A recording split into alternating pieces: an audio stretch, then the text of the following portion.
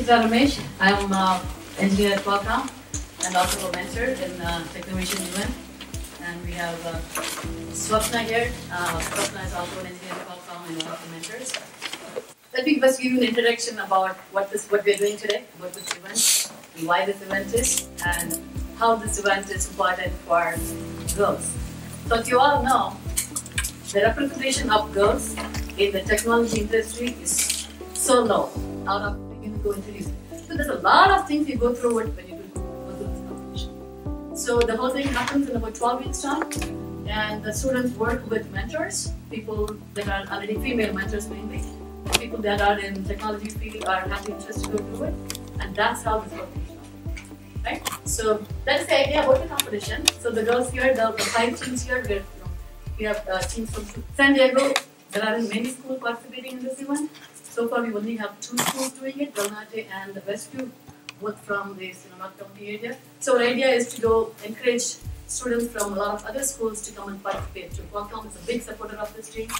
Qualcomm provides, the whole thing is run by, I wouldn't say whole, but most of it is run by engineers from Qualcomm. But Qualcomm is willing to provide more and more help. So the girls went through 3 months of this whole process. They came up with the app. The final idea of the way the competition works is you come up with the app, you do the prototype, you do the business plan, and you go to an event, you pitch your idea. You convince people how good your idea is and try to get some funding. That's what happens in real life. In this case, we're not looking for funding, but in the real life, in this event, the girls are going to come here and talk about what they did, why their app is good, and why their app can make a difference in the community and eventually maybe make some money also. So that's what they've been into. Good job. You need to know the weaknesses and strengths of each of your team members.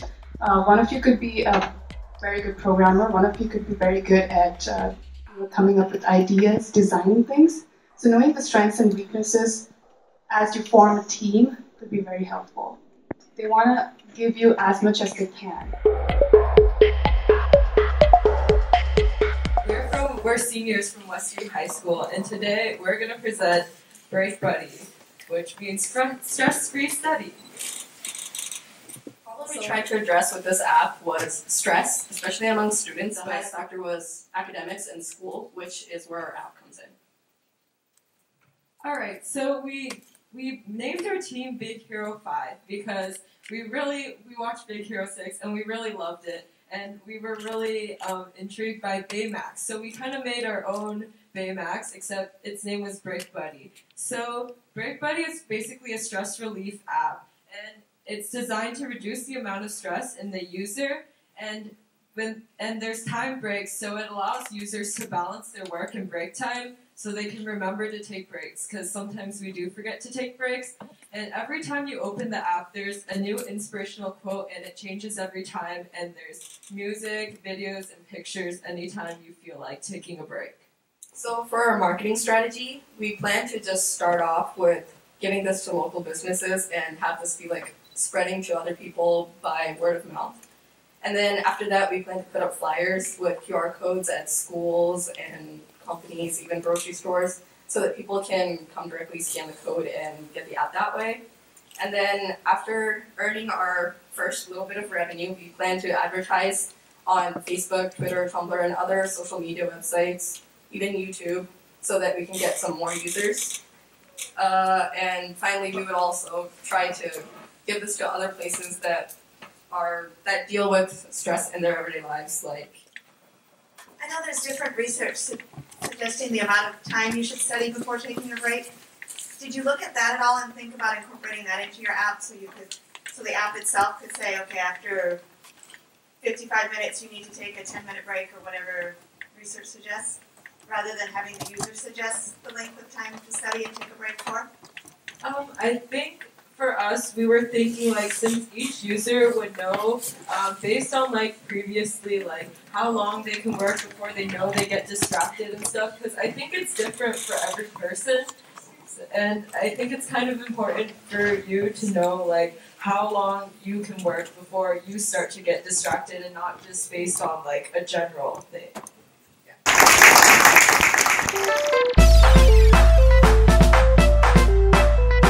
And we are Alpha the Wolf Squadron. That's our team name. It's a Shrek reference, but and then we developed the app Spectrum. And I'm going to tell you a little about Spectrum. So Spectrum is an Android app that aims to provide a social media network for the LGBTQIA+ community. And unlike other apps, Spectrum is open to all members of the LGBTQIA community, especially younger users looking for a safe support system or information about understanding their gender, sexuality, and romance. And the app provides a medium through which users can discover and communicate with other users of the same age and then similar gender identity, sexual orientation, and romantic orientation in their area. And so plans for potential revenue, there are tons of conferences that go on in the San Diego community that are targeted for free youth, and then you can help hold booths, we can pass out flyers, those would be our plans, and there are plenty of organizations in San Diego that we are close in contact with, like Campus for a Cause, the Human Dignity Foundation, and the Youth Center, that would love to sponsor us or advertise for us for free when we don't have a lot of revenue at first. And then our later revenue plans would come from advertising, and then obviously going through social media outlets like Facebook, Twitter, Tumblr, things like that, in order to share our app and other things. Overall, our app is important because it gives people who are exploring their identity a resource to find themselves. Our app helps connect people who share similar struggles, and that gives them an outlet to overcome their struggles and find their identity. California has one of the largest populations of furry in the entire country. And we know that San Diego is like a big place for furry too. So we wanted to find a way to connect us together so we can share experiences with each other and maybe have better access to these events. And our app is for younger people between the ages of 12 and 25, unlike a lot of other apps. From a business perspective, you talked about zero tolerance and policing that. How do you see that applying from a sustainability to a business to affecting your costs to running a business? Because that could be potentially a high cost of and keeping it acceptable to all users.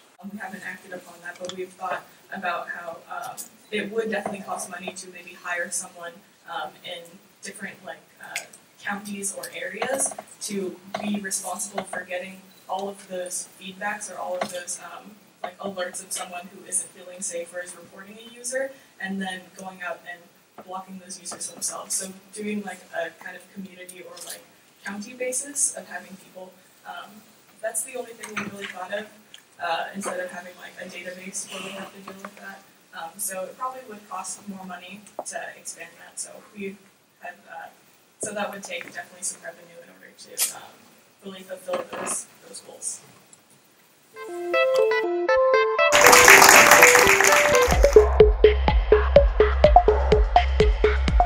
This is Maddie, that is Anjali, Ermi, and Lillian. We're the Incendio team from Del Norte, and I'd like to get a little interactive. Raise your hand if you're currently going or have previously gone to high school.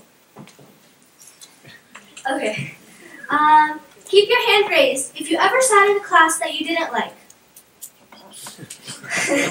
Now, look around the room. There are others just like you who have sat in a class that they didn't like. 20% of the student population drops a class in the beginning 2 weeks of a trimester.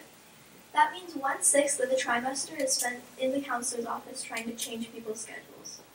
This can lead to negative consequences such as missing basic background information needed for the rest of the course, and can eventually lead to dropping out. AP Spanish is to be thought about the language Spanish, but it is actually about the history. And me going into AP Spanish, I would have probably dropped in the first few weeks when I found out that it was about the history, because I want to learn about the language, not about the history. Time conflicts often happen. Ember is a bridge to the information gap that students are experiencing between themselves and their learning environment. When you click on Choose a School, you'll be taken to a map with all the nearby high schools in your location. We wanted to use a map because we thought it was a simpler and easier way to find a high school instead of actually manually searching for one. This just has a list of all the classes available in your school, and beside it has a star rating. Depending on how much the stars filled up, that's the rating of the class. So say it was filled up halfway, then you would have a 2.5 rating. You can scroll up to see more, and you can also search manually for classes. So when you click on AP Chem, you'll be taken to the AP Chem homepage. So we have the title of the class, the overall rating out of 5 stars, and below that we have the number of people that reviewed it, and then the most important part, which is the description. So what people would put in the description is, teachers can edit this description, so they would put in there what they want their students to know before taking the class. Our initial market entry strategy will be to talk to school, districts, ASB directors, and counselors. And over time, we hope to advance to the Board of Education of California. For the rest of 2015, we'll be developing our app, and by 2016, our customer target will be our peers. And our starting point will be from our school, Del Norte, and over time, we'll be hoping to expand our customer base to hopefully the whole United States. This helps because for now, teachers have a way of surveying their students through a piece of paper we usually get at the end of a trimester or the unit, and it's pretty much to just give them feedback, but it's really not a very easy way to do it, so Amber's going to help with a more efficient way to do that. Good presentation.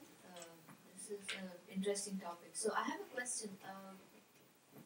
Have you already launched it? Do you have any feedback from your friends? Have they tried to use it? Okay, so we downloaded the app, and to test it to see how other people liked it, we brought our device to school and let people look at it, and we did get feedback from them. And from their feedback, we learned a few things, like a few ways to improve our app, and from our peers, we got a lot of positive feedback, so we understood that it's a great idea and that we could move forward, and over time we could release this into the market. And are you interacting with the school's website or anything for information? Do you connect to the school servers or get information from there? If, for example, if I have to join a club and I need information, does it redirect me to the school site, or do you have your own database for that? Well, we got the list of clubs for our school from the website. From our peers, we got a lot of positive feedback, so we understood that it's a great idea and that we could move forward, and over time we could release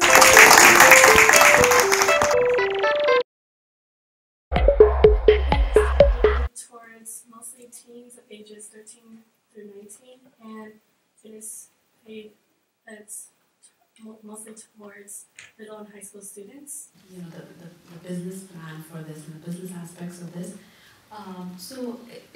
The target audience that you are looking for here for this application, is it specifically just for high school students, or is that something that can be used across the board? Or? It's mostly for high school and middle school. By how much time you need for each task, or is there a way to list it? We haven't made a way to edit, it will pop up in red if you go onto this app. If it's coming up, if the due date is really close, it will pop up in red. But also, we haven't put in a notification thing, but we have thought about.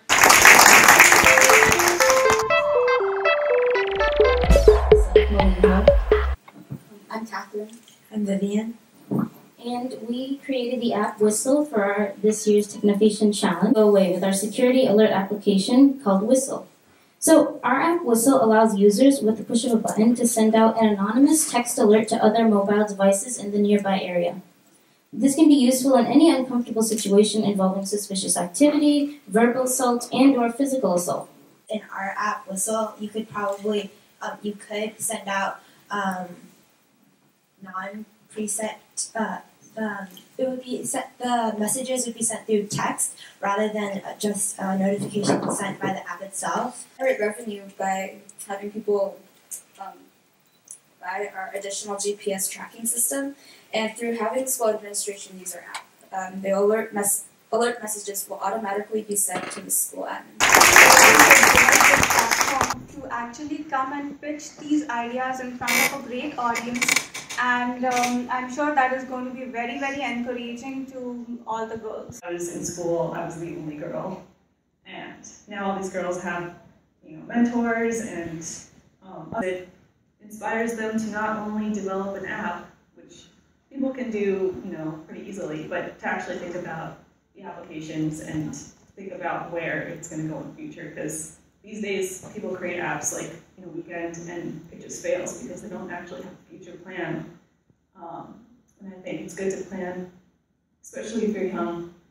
Getting in early is important to kind of ground those understandings before you enter college. Everyone, I'm Hina. I'm an ex-Qualcommer. I worked in Qualcomm for 8+ years in the Internet Services Division, and recently I moved to Teradata in the Cloud Engineering team. I would like to thank Tammy, Swapna, and everyone from the QIS team to who gave us the opportunity to interact with the Technovation Challenge and work with the Westview High School students. I think it was a great experience. In the 1980s as an electrical engineer, worked for about 12 years in places including Linkabit, which is somewhat of a precursor to Qualcomm, and then decided to go into teaching, teach mostly computer science, but also physics and math. And as a female computer science teacher, I just assumed that there would be a lot of girls comfortable taking my classes. But year in and year out, I always saw it was much lower than 50%. I myself, when I was around 11 years old, I've talked about this story to some of my students as well. I had an opportunity to get a ham radio license, which is now probably a little less common. And I was, at age 11, the only girl in the group. I had a little bit of trouble with the electronics portion of it. And so at that age I decided, oh, these other little boys, I'm just as smart as they are, and so I can learn this stuff. And so I ended up many years later getting an electrical engineering degree. And even at that time, again, there were very few women in my classes. That was some time ago, and yet things haven't changed very much. I think it's really overdue. It's right for a time to change that situation. And so getting back to my classroom, I thought, what more can we do to encourage more girls to take these classes? And so I suggested to some of the girls who were in my classes already to start a club, which is now called the Women Computer Science Club.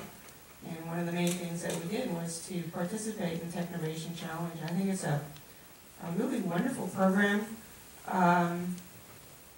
If you want to succeed in the technology field, it's important not just to come up with a great idea, and also to actually code and develop the software, but to figure out how to market it, otherwise you're not going to be successful. And so this competition is really teaching quite a few wonderful skills, as well as getting up in front of an audience and doing a pitch. It's a really good experience for all of you to be able to do that.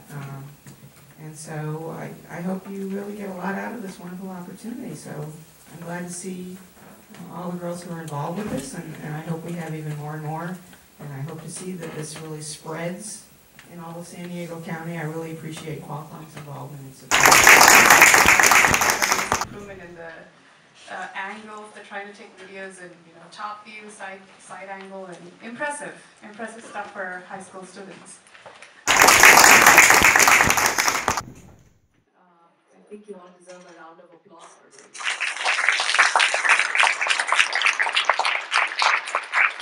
All of you guys did an excellent job. So as the most viable application, I am very happy to announce that the Alpha Wolf Squadron team who developed the Spectrum application are the winners of this category.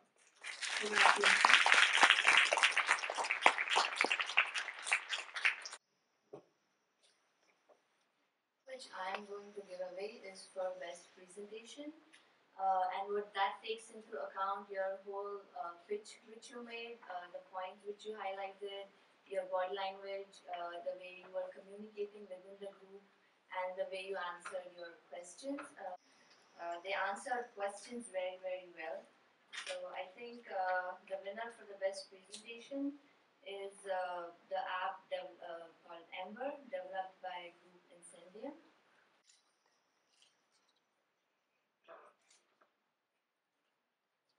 have is a technical score, and the technical score also encompasses how good your UI is, how easy it is to use, and how intuitive it is.